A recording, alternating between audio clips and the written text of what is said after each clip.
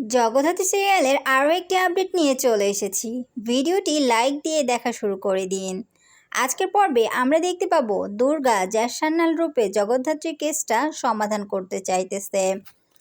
এরই ধারাবাহিকতায় ডক্টর বাচ্চু সেনের পরে বরুণ দাস ও শ্রীমতী সেনকে খুন করা হতে পারে এটা জেনে দুর্গা ফোন করে বলে খুব সাবধান, কারণ আপনারা যে কোনো মুহূর্তে খুন হতে পারেন। এই কথা সে বরুণ দাসকে জানায়।